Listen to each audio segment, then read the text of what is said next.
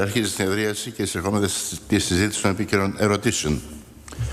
Πρώτη είναι η επίκαιρη ερώτηση με αριθμό 688 του βουλευτή Αρκαδίας Νέας Δημοκρατίας κ. Ανδρέα Λικουρέτζου προς τους Υπουργούς Υποδομών, Μεταφορών και Δικτύων και Περιβάλλοντος, Ενέργειας και Κλιματικής Αλλαγής σχετικά με την κατασκευή της Εθνικής Οδού Βιτίνας Αρχαίας Ολυμπίας και της παράκαμψης Λαγκαδίων.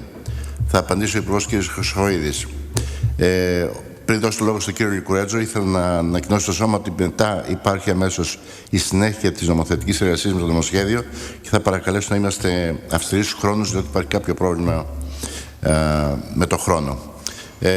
Το λόγο έχει ο κύριος Λικουρέτζος για 2 λεπτά.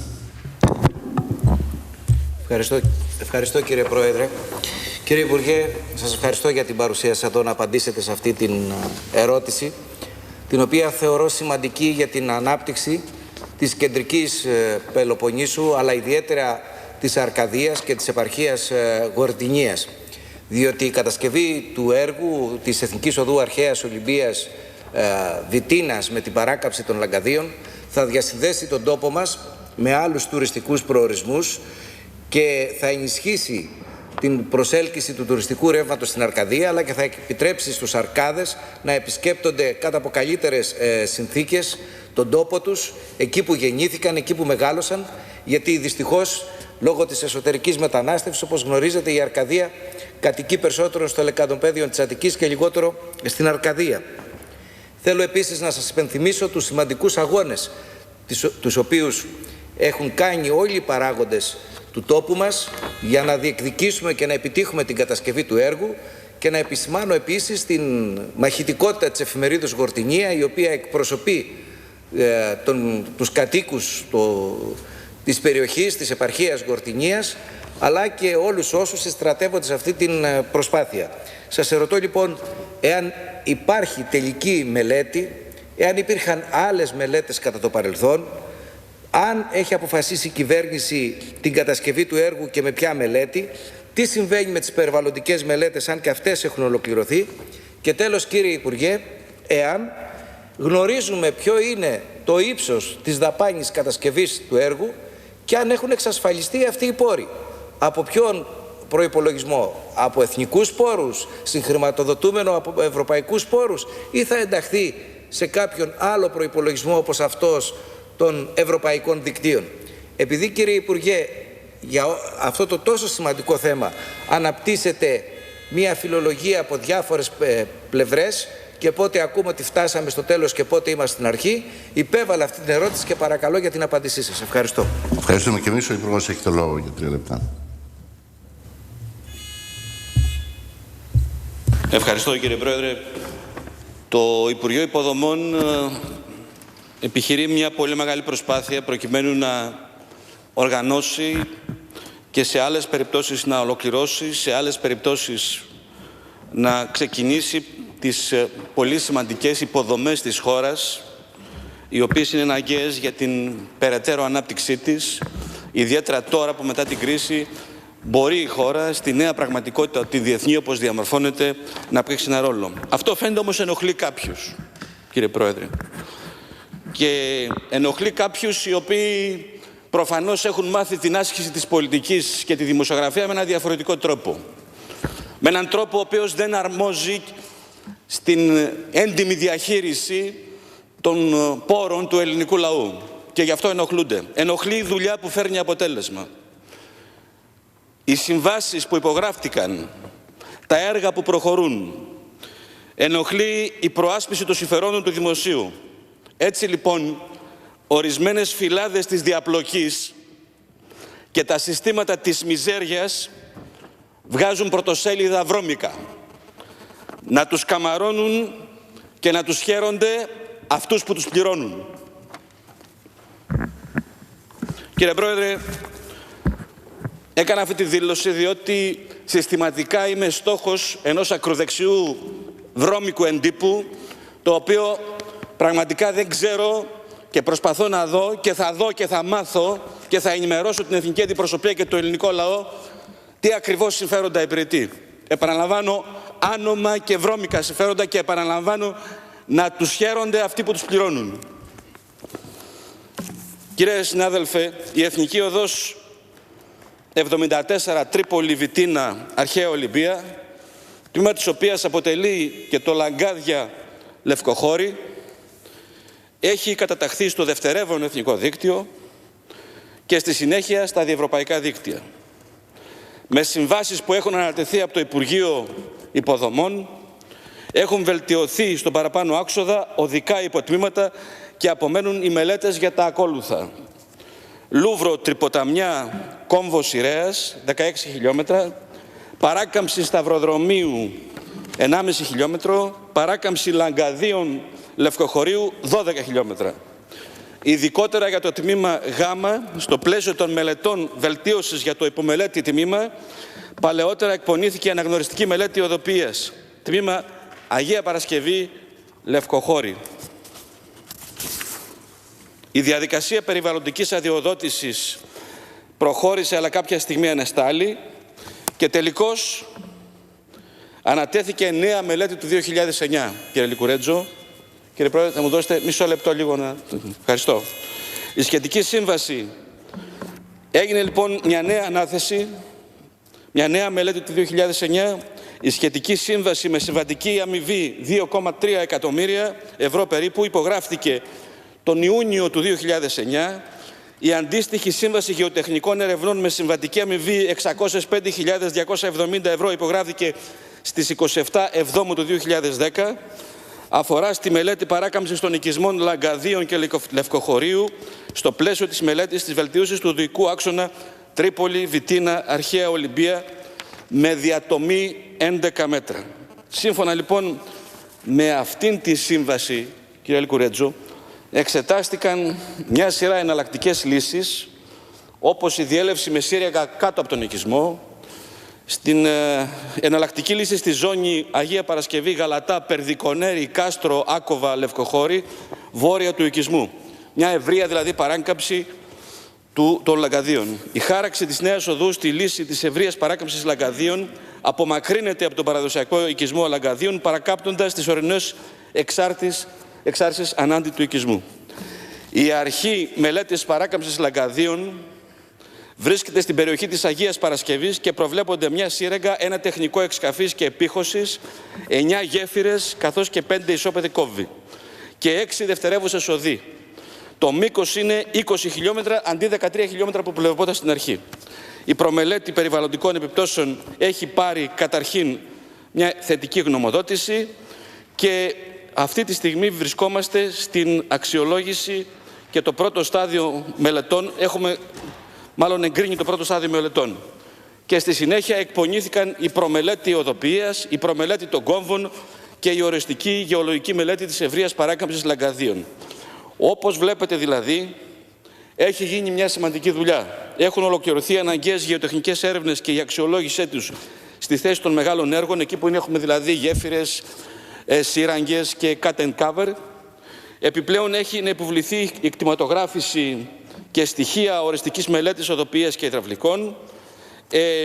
Βεβαίως, τώρα πρέπει να φτάσουμε στο κρίσιμο ζήτημα που είναι ο προϋπολογισμός για να εγκριθούν η προμελέτη των τεχνικών έργων, η αξιολόγηση των γεωτεχνικών ερευνών, οι γεωτεχνικές μελέτες και η μελέτη οδοποιίας. Θα συνεχίσω όμως, κύριε Πρόεδρε, στο επόμενο. Ο κύριος Λικουρέτζος έχει το λόγο για τα δευτερολογία του. Ευχαριστώ, κύριε Πρόεδρε. Κύριε Υπουργέ, ένα σχόλιο με αφορμή την πρώτη σας δήλωση. Ο πολιτικός κόσμος πρέπει να είμαστε ενωμένος και με αποφασιστική στάση απέναντι στα νοσηρά φαινόμενα της διαπλοκής και της διαφθοράς. Η καθημερινή σπήλωση του πολιτικού κόσμου είναι εργολαβία εκείνων οι οποίοι θέλουν να μετατρέψουν τη δημόσια ζωή σε υποχείριό τους. Και σε αυτό πρέπει να αντισταθούμε ο καθένας με το παράδειγμά του. Ασυμβίβαστοι, αμέτωχοι των νοσηρών φαινομένων, αταλάντευτοι και ανυποχώρητοι στις ηθικές αξίες και αρχές που υπηρετούμε. Αυτό το οποίο παρουσιάσατε είναι πράγματι μια εργώδης προσπάθεια η οποία γίνεται για να υλοποιηθεί το έργο της νέας Εθνικής Οδού. Όμως, κύριε Υπουργέ, πρέπει να λάβουμε υπόψη στην κατασκευή του έργου πραγματικά το ιστορικό χωριό των Λαγκαδίων. Μια παράκαμψη η οποία θα πάει τόσο μακριά από τα Λαγκάδια, θα αποστερήσει την περιοχή από επισκεψιμότητα και από την προσέλκυση του τουριστικού ρεύματος που θέλουμε να επιτύχουμε σε αυτές τις περιοχές. Δεν είμαι σε θέση εγώ προσωπικά να αξιολογήσω τεχνικά τη μελέτη. Είμαι πολιτικός επιστήμον και όχι μηχανικός. Αλλά χρειάζεται στην εργόδια αυτή προσπάθεια να ληφθούν υπόψη και οι παράμετροι της τουριστικής ανάπτυξης περιοχής, της διασύνδεσης των περιοχών, της δυνατότητας της ενίσχυσης επισκεψιμότητας των χωριών της Γορτινίας. Θέλω, κύριε Υπουργέ, αφού θα συνεχίσετε και θα παρουσιάσετε τις θέσεις σας, να παρουσιάσετε κατά το δυνατόν και ένα χρονοδιάγραμμα, διότι αυτή η υπόθεση απασχολεί τουλάχιστον για 2 δεκαετίες και τη δική σας πολιτική ηγεσία και προγενέστερες πολιτικές ηγεσίες, τους εκπροσώπους του λαού της Αρκαδίας, τους πρώην βουλευτές, τους νυν βουλευτές. Θεωρώ ότι και ο κύριος Οδυσσέας Κωνσταντινόπουλος την ίδια ερώτηση θα σας υπέβαλε και ο συνάδελφος από την αξιωματική αντιπολίτευση, ο κύριος Ζαχαριάς, δεν θα είχε αντίρρηση να συζητήσουμε αυτό το θέμα. Γιατί κάθε μας επίσκεψη στον τόπο έχει να αντιμετωπίσει το ερώτημα πότε επιτέλους θα γίνει αυτό το έργο. Και οι δημοσιογράφοι της Αρκαδίας, όπως η Γορτινία, στη οποία αναφέρθηκα, που δεν έχουν καμία σχέση με όσους στην αρχική σας δήλωση περιγράψατε, δεν θα μας αφήσουν ησύχους. Δεν θα γλιτώναμε από την πένα του Καλύβα, της Γορτινίας, εσείς και εγώ σήμερα, αν δεν συζητούσαμε την ερώτηση. Γιατί ενδιαφέρονται ειλικρινά για την ανάπτυξη του τόπου. Και πρέπει να παρουσιάσουμε ένα αξιόπιστο χρονοδιάγραμμα για την ενίσχυση του κύρους της πολιτικής ηγεσίας και της πολιτείας γενικότερα, αλλά και για να μπορούμε να πούμε στους συμπατριώτες μας ότι αυτή είναι η προοπτική για την ανάπτυξη της Αρκαδίας και της Γορτινίας. Σας ευχαριστώ. Ευχαριστούμε και εμείς. Ο Υπουργός θα συνεχίσει την απάντηση. Ευχαριστώ, κύριε συνάδελφε, και ευχαριστώ, κύριε Πρόεδρε. Θέλω να πω, σε σχέση με το πρώτο που είπατε, κύριε συνάδελφε, κύριε Κουρέντζο, ότι 2 έχουν κάνει λάθος διεύθυνση σε ό,τι με αφορά στην παρουσία μου στο Υπουργείο Υποδομών, Μεταφορών και Δικτύων. Η πρώτη ενδεχομένως είναι κάποιοι κακομαθημένοι της διαπλοκής που μάθανε κόντρα στην εφαρμογή των νόμων, παραβιάζοντας και τσαλαπατώντας τον υγιή ανταγωνισμό, να έκαναν δουλίτσες κάποτε. Αυτό λοιπόν δεν συμβαίνει σήμερα και ούτε πρόκειται να συμβεί ποτέ, γιατί η Ελλάδα έχει ανάγκη από άλλα υποδείγματα. Αλλά υπάρχει και άλλη κατηγορία, η κατηγορία των εκβιαστών, στους οποίους εγώ δεν υποχώρησα και ούτε πρόκειται να υποχωρήσω και ούτε πρόκειται να δεχτώ εκβιασμούς από διάφορους οι οποίοι κυκλοφορούν στα γραφεία πολιτικών και στα γραφεία εφημερίδων, δίνοντας δήθεν καταγγελίες, δηλαδή προσπαθώντας να εκβιάσουν για να πάρουν υπεργολαβίες και να πάρουν μίζες. Αυτό συμβαίνει. Και αναρωτιέμαι πραγματικά μετά από τέτοια δημοσιεύματα αν υπάρχει δικαιοσύνη σε αυτόν τον τόπο. Και προκαλώ οποιονδήποτε. Και δεν θα αφήσω καμιά πέτρα που να μην σηκώσω. Προκαλώ οποιονδήποτε, αν έχει την παραμικρή καταγγελία, την παραμικρή όχι απόδειξη, ένδειξη, να καταθέσει μηνυτήρια αναφορά στους εισαγγελείς, στη Βουλή, ερωτήσεις, οπουδήποτε θέλουν. Αλλά εδώ, όχι με βρώμικια έντυπα και βρώμικες επιθέσεις. Δεν θα υποχωρήσω λοιπόν στους εκβιαστές και θα τους καταγγείλω σε λίγο και δημόσια αν χρειαστεί. Έδειξα πραγματικά και προσπάθησα να επιδείξω αξιοπρέπεια και ευγένεια απέναντι σε κάποιους. Αλλά δεν θα συνεχίσω αυτό αν συνεχίσουν οι βρώμικοι εκβιαστές να ασκούν τέτοιου είδους συμπεριφορές. Κύριε συνάδελφε, έχετε δίκιο. Και δυστυχώς τώρα είναι και προεκλογική περίοδος και πολλές φορές τα θέματα, ιδιαίτερα σε τοπικό επίπεδο, ορισμένοι τα κάνουν τόσο απλά και τόσο λαϊκίστικα. Εγώ σας ευχαριστώ που μου κάνετε αυτή την ερώτηση και θέλω να σας πω ότι από εδώ και πέρα θα προχωρήσουμε γρήγορα, επειδή έχουμε πια και το νομικό πλαίσιο, δηλαδή πρέπει να κάνουμε μια συμπληρωματική σύμβαση, έχουμε το νομικό πλαίσιο, υπάρχει αρχή, η ανεξάρτητη αρχή δημοσίων συμβάσεων, το κόστος της κατασκευής της προωθούμενης λύσης της ευρείας παράκαμψης Λαγκαδίων, τώρα πια 20 χιλιόμετρα αντί για 13, με μεγάλη σύραγγα κάτω από τον οικισμό Λαγκαδίων, ανέρχεται σε 100 εκατομμύρια. έναντι 200 εκατομμυρίων που ήταν η λύση της διέλευσης με μεγάλη σύραγγα κάτω από τον οικισμό Λαγκαδίων. Τέλος, ενδεικτικά αναφέρεται ότι με τη λύση της ευρείας παράκαμψης, τελείωσα κύριε Πρόεδρε, που προωθείται, αν και αυξήθηκε το μήκος κατά 7 χιλιόμετρα, το μήκος των σειράγκων αυξήθηκε κατά 1000 μέτρα, άρα γρηγορότερη πρόσβαση, ενώ το μήκος των γεφυρών μειώθηκε κατά 2.300 μέτρα περίπου. Συνεπώς, αυτή τη στιγμή θα παρακαλέσω πολύ είτε να μου κάνετε μια ερώτηση, είτε θα σας ενημερώσω εγώ πολύ σύντομα για την εξέβρεση των πόρων για να εντάξουμε στη συνέχεια του έργου. Ευχαριστώ πολύ. Ευχαριστούμε και εμείς.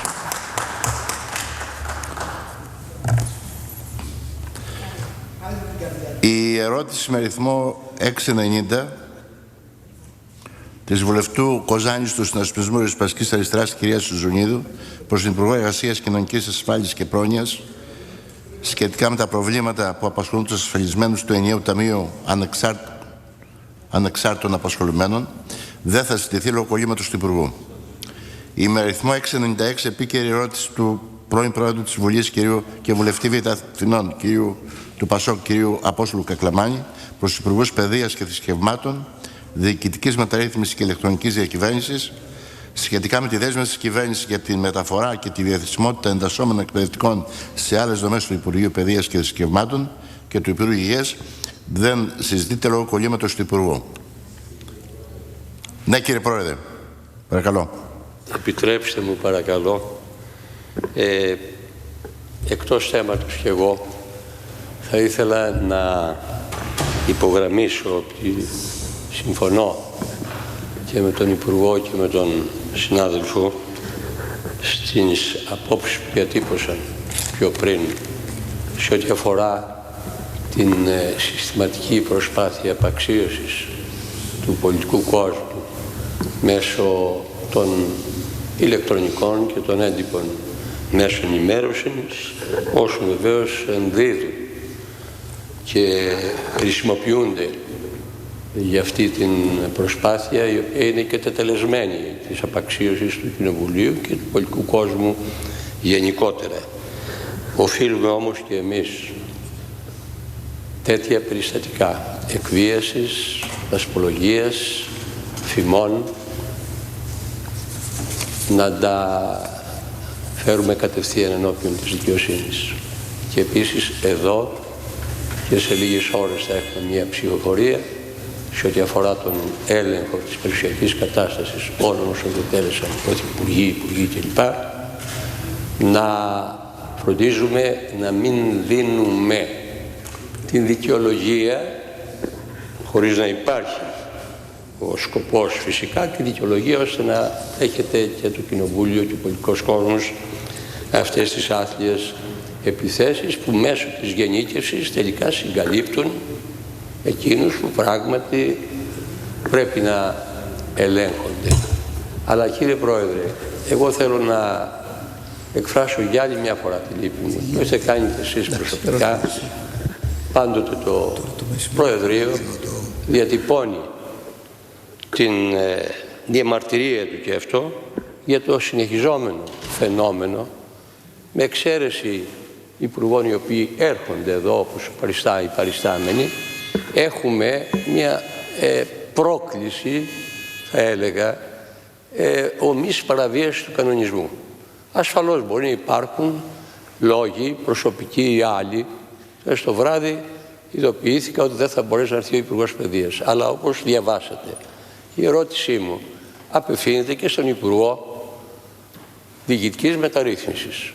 Εκτός αυτού, ο κανονισμός, όπως ξέρετε, επιτρέπει, εμέσως επιβάλλει σε όποιον Υπουργό κολλείεται για οποιονδήποτε λόγο να προσέλθει, να εξιωτήσει άλλο μέλος του Υπουργικού Συμβουλίου να τον αντικαταστήσει σε αυτό το έργο.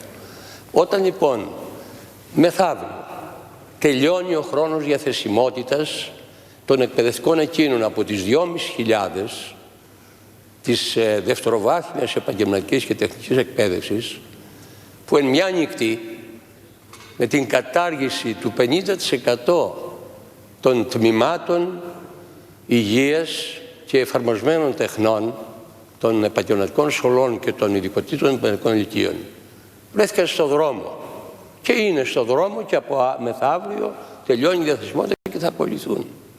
Εγώ την τελευταία στιγμή έκανα αυτή την ερώτηση και απευθύνω έκκληση.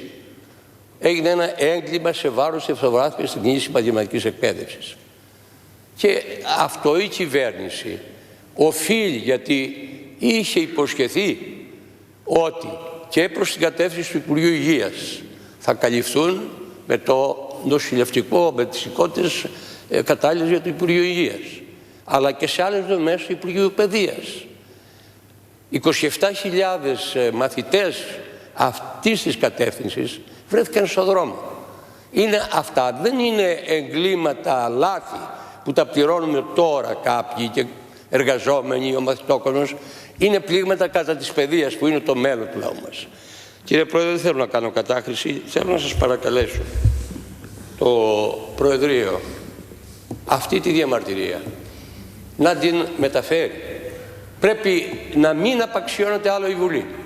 Όταν έτσι απαξιώνει η κυβέρνηση στη Βουλή, είναι εύκολο διάφορες εφημερίδες, όπως χαρακτήρισε και ο κύριος Υπουργός, να βαράνε εκεί που νομίζουν ότι οι πάντες έχουν διάθεση απαξίωσης. Και κατήντησε, έλεγα προχθές, ότι όπου κατεβαίνει υποψήφιος δήμαρχος, κύριε Πρόεδρε, που δεν είναι πολιτικός, εκ προημίου προηγείται στην επιλογή του. Διότι έχει καταντήσει για αυτό που είναι θυσία για όποιον πιστεύει σε αξίες. Η συμμετοχή στα κοινά να θεωρείται ηθικών μειονέκτημα. Ευχαριστώ, κύριε Ευχαριστούμε Πρόεδρε. και εμείς, κύριε Πρόεδρε, προφανώς. Το θέμα αυτό ξέρω ότι έχει απασχολήσει όλη τη Βουλή. Ναι. Συνάδελφος του ΣΥΡΙΖΑ, δεν ξέρω αν βρίσκεται εδώ, κατέθεσε επίσης ερώτηση για το ίδιο θέμα. Δεν γίνεται να συνεχιστεί αυτή η κατάσταση, να ρίχνουμε στο δρόμο χωρίς λόγο για να προσλάβουμε ενδεχομένως άλλους εκεί που υπάρχουν τα κενά. Ευχαριστώ, κύριε Πρόεδρε. Ευχαριστούμε και εμείς. Προφανώς καταγράφονται οι απόψεις και προφανώς υπάρχει θέμα. Στη συγκεκριμένη περίπτωση ενημερωθήκαμε υπηρεσίες δηλαδή της Βουλής για προσωπικό θέμα. Το σεβόμαστε, αλλά πάντα θα πρέπει να εξαντλούνται οι δυνατότητες να... Αλλά είπα, ακριβώς, μπορούσε ο αρμόδιος υπουργός δικής μεταρρύθμισης να έρθει. Άλλωστε, δυστυχώς έχει γίνει κανόνας αυτό. Στην ίδια κατηγορία ανήκει η ερώτηση 692 της βουλευτού Β' Θεσσαλονίκης των Ανεξαρτήτων Ελλήνων, κυρία Σταυρούλας Ξουλίδου, προς τον Υπουργό Παιδείας και Θρησκευμάτων σχετικά με τη διαθεσιμότητα των εκπαιδευτικών. Ισχύουν τα ίδια. Κυρία συνάδελφε, έχετε το λόγο για 2 λεπτά. Κύριο Πρόεδρο, που πραγματικά κάλυψε τη θέση που ήθελα και εγώ να καταθέσω εδώ. Δεν είναι δυνατόν μία μέρα πριν από τις απολύσεις αυτών των ανθρώπων και μετά από ανεπάλληλο κοινοβουλευτικό έλεγχο που κάναμε και στον κύριο Μητσοτάκη αλλά και στον κύριο Αρβανιτόπουλο και δεν μας απαντάει ούτε στις γραπτές ερωτήσεις, κατέθεσα 14 Μαρτίου την επίκαιρη, η οποία πραγματικά παίχτηκε σαν μπαλάκι του πινκ-πονγκ μεταξύ Υπουργείου Διοικητικής Μεταρρύθμισης και Παιδείας, μέχρι που αναγκάστηκα να κάνω επίσημα ερώτηση στον κύριο Μητσοτάκη για να πάρω γραπτή απάντηση ότι δεν είναι δική του αρμοδιότητα, αλλά είναι του Υπουργείου Παιδείας η τελική κατάληξη αυτών των ανθρώπων. Και πραγματικά μετά από αυτό το απίστευτο κουμβούζιο που έγινε 6, 8, 10 ανά 2 μέρες να βγάζει ανακοινώσεις του Υπουργείου Παιδείας, μάθαμε ότι προχθές 11 η ώρα το βράδυ υπογράψαν άλλο ΦΕΚ. Και πάλι δεν διευκρινίζεται αυτοί οι άνθρωποι που μένουν απ' έξω της ΔΕΛΤΑ κατηγορίας και οι 125 διοικητικές θέσεις που δεν προκηρύχθηκαν ακόμα, πότε θα προκηρυχθούν. Και εν πάση περιπτώσει, κύριε Πρόεδρε, υπάρχουν και υφυπουργοί. Αν δεν μπορεί ο κύριος Υπουργός που έχει κόλλημα, οι άνθρωποι αυτοί έχουν 8 μήνες κολλήματα και περιμέναν σήμερα πραγματικά μια θετική απάντηση από τον Υπουργό. Δεν γίνεται να πάμε σε επόμενο στάδιο. Πρέπει οπωσδήποτε μέχρι αύριο να βγει τελικό ΦΕΚ τι θα γίνουν οι υπόλοιποι εκπαιδευτικοί που μένουν απ' έξω. Και ακόμα και αυτοί οι άνθρωποι που έχουν δεύτερα πτυχία, εάν θα έχουν δικαίωμα επιλογής, μία από τις 2 θέσεις θα πάνε όπου τους βάλει το Υπουργείο. Υπάρχουν περιπτώσεις ανθρώπων που έχουν δηλώσει 2 κατηγορίες, ανήκουν δηλαδή σε 2 διαφορετικές περιφέρειες. Πού θα δηλώσουν, πού θα πάνε και αν θα μείνει κοινή η άλλη θέση. Πρέπει να δοθούν διευκρινήσεις.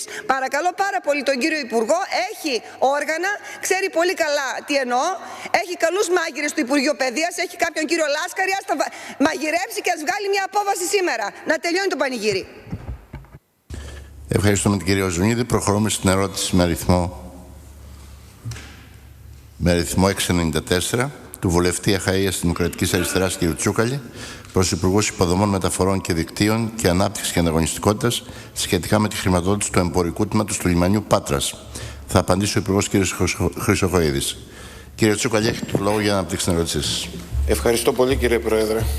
Κύριε Υπουργέ, πριν 20 περίπου ημέρες δημοσιοποιήθηκε στα μέσα ενημέρωσης της Αχαΐας και όχι μόνο ότι η δεύτερη φάση του τρίτου τμήματος του λιμανιού, του νέου λιμένου της Πάτρας, που αναφερόμαστε δηλαδή στο εμπορικό τμήμα, δεν θα χρηματοδοτηθεί από το ΣΕΣ, από τη νέα χρηματοδοτικό πλαίσιο, καθότι λέει, όπως έχει διαρρεύσει, δεν είναι συμβατό με τις προδιαγραφές του νέου προγράμματος και όχι μόνο αυτό, αλλά το ότι ζητείται και η επιστροφή 10 εκατομμυρίων ευρώ που είχε προκαταβληθεί ως χρηματοδότηση, επειδή δεν τηρήθηκαν κάποιες συμβάσεις, συμφωνίες της προηγούμενης περίοδου.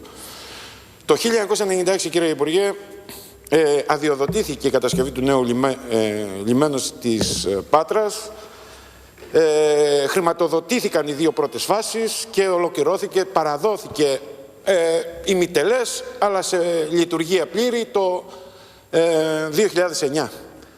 Έκτοτε η μεγάλη αναμονή της πόλης είναι η ολοκλήρωση της κατασκευής του εμπορικού τμήματος, δεδομένου ότι η κατασκευή αυτή θα σηματοδοτούσε δύο σημαντικές εξελίξεις για ολόκληρη την περιοχή. Η πρώτη εξέλιξη ήταν να μεταφερθεί όλη η λειτουργία του παλαιού λιμένου στο νέο λιμάνι, οπότε θα απελευθερωνόταν όλη η παραλιακή ζώνη, και δεύτερον θα συνδεόταν το λιμάνι της Πάτρας με τη νέα σιδηροδρομική γραμμή. Όπως καταλαβαίνετε, αυτή η εξέλιξη έχει προκαλέσει μεγάλη ανησυχία στην τοπική περιοχή, στην τοπική κοινωνία, και οι ερωτήσεις είναι σαφείς. Στο κατά πόσο προβλέπεται η χρηματοδότηση της κατασκευής του εμπορικού τμήματος του λιμανιού από το νέο χρηματοδοτικό πλαίσιο και ποια είναι τα χρονοδιαγράμματα. Ευχαριστώ πολύ. Ευχαριστούμε τον κύριο Τσούκαλη. Ο Υπουργός έχει το λόγο για το... Ευχαριστώ, κύριε Πρόεδρε. Ίσως θα ήταν πιο χρήσιμο ο κύριος συνάδελφος να υπέβαλε αυτή την ερώτηση στον Υπουργό Ναυτιλίας, προκειμένου να έχει μια ολοκληρωμένη εικόνα σε ό,τι αφορά τη λιμενική πολιτική της χώρας, για την οποία είναι υπεύθυνη η Γενική Γραμματεία Λιμένων και, εν πάση περιπτώσει, το Υπουργείο Ναυτιλίας και Αιγαίου, το οποίο θα συντάξει τη στρατηγική ανάπτυξης του εθνικού λιμενικού συστήματος. Αυτό με πληροφορούν από το Υπουργείο Ναυτιλίας. Επιπλέον, στο πλαίσιο της εθνικής λιμενικής πολιτικής για τη διακυβέρνηση και τη διοικητική οργάνωση των λιμένων, διαμορφώθηκαν τα κεντρικά λιμενικά δίκτυα της χώρας. Για τη Δυτική Ελλάδα, το δίκτυο λιμένων Δυτικής Ελλάδας, αποτελούμενο από τον Όλπα, της Πάτρας, και την Ιγουμενίτσα και την Κέρκυρα. Στο δίκτυο αυτό συμμετέχουν και διάφορα λιμενικά ταμεία της σύνολης Δυτικής Ελλάδας. Επίσης, το 2013 επανακαθορίστηκαν οι αρμοδιότητες της Επιτροπής Σχεδιασμού και Ανάπτυξης Λιμένων, η γνωστή ΕΣΑΛ. Στις αρμοδιότητες αυτές περιλαμβάνονται ο γενικός σχεδιασμός των μελετών και των έργων για τη δημιουργία και βελτίωση και αναβάθμιση της λιμενικής υποδομής και ο καθορισμός προτεραιοτήτων ανάπτυξης του λιμενικού δυναμικού της χώρας, σύμφωνα με τις κατευθύνσεις του θεσμοθετημένου εθνικού και περιφερειακού σχεδιασμού. Στις υπηρεσίες του Υπουργείου του Υποδομών υπάρχει μελέτη κατασκευής του εμπορικού κρυπηδώματος του λιμένα Πατρών σε συνδυασμό με υποδομές για μεταφορές. Φαίνεται με βάση αυτά που σας είπα προηγουμένως, που δεν είναι δικές μου, επαναλαμβάνω, γνώμες και δεν είναι δικές μου ως Υπουργείο δικά μου πορίσματα, ότι ο εμπορικός λιμένας δεν απαιτείται να είναι λιμένας εμπορευματοκιβωτίων, αλλά πολυχρηστικός λιμένας, δηλαδή για πορυθμιακές γραμμές και οριζόντια διακίνηση φορτίων. Όλα τα θέματα αυτά φυσικά θα πρέπει να διευκρινιστούν από την ΕΣΑΛ και να επικυροποιηθούν οι σχετικές τεχνικές μελέτες, εφόσον από τη γενικότερη λιμενική πολιτική αλλά και από την πολιτική του δικτύου λιμένων Δυτικής Ελλάδας επιβεβαιωθεί η ανάγκη κατασκευής του εμπορικού κρυπηδώματος του λιμένα Πατρών. Τελειώνω, κύριε Πρόεδρε. Για να εξεταστεί σήμερα η βιωσιμότητα, κύριε Τσούκαλη, του έργου του εμπορικού τμήματος, το οποίο το κόστος ανέρχεται στα 100 εκατομμύρια χωρίς το μηχανολογικό εξοπλισμό, θα πρέπει να εκπονηθεί μελέτη βιωσιμότητας αυτού με βάση τις μεσοπρόθεσμες και μακροπρόθεσμες δημοσιονομικές προβλέψεις από τη μια μεριά και τη λειτουργία του λιμένα σε σχέση με τα άλλα λιμάνια, τον Αστακό και την Ιγουμενίτσα, και την πρόοδο των έργων υποδομής που σχετίζονται με τη σιδηροδρομική γραμμή Κόρινθος-Πάτρα, λιμάνι και τις συνδέσεις του λιμένα Αστακού κλπ. Σε ό,τι έχει σχέση με τη χρηματοδότηση του έργου που δημοπρατήθηκε τον Αύγουστο του 2011 και αφορά την ολοκλήρωση του επιβατικού τμήματος του λιμένα με την κατασκευή, τελειώνω κύριε Πρόεδρε, της 5ης νιοδόχου και των αναγκαίων κτηριακών εγκαταστάσεων, έχει υποβληθεί στις 24 Δεκάτου του 2013 στην Ευρωπαϊκή Επιτροπή η αίτηση επιβεβαίωσης της χρηματοδοτικής ενίσχυσης για το έργο Νέος Λιμένας Πατρών, τρίτο τμήμα, τμήμα πρώτης φάσης, προς χρηματοδότηση από το Περιφερειακό Πρόγραμμα Δυτικής Ελλάδος, Πελοποννήσου και Ιωνίου νήσου. Επίσης, έχει κοινοποιηθεί στη Γενική Διεύθυνση Ανταγωνισμού, όπως προβλέπεται και είναι υποχρεωτικό, ο φάκελος κρατικών ενισχύσεων, καθώς και όλες οι διευκρινιστικές απαντήσεις επί σχετικών ερωτήσεων της Γενικής Διεύθυνσης, και αναμένεται η απάντηση και έγκριση. Προχωρούμε στην ερώτηση με αριθμό. Συγγνώμη, κύριε Τσουκαλινά, έχει το λόγο. Κύριε Υπουργέ, απίθυνα και σε εσάς την ερώτηση, γιατί είστε ο καθήλυν αρμόδιος,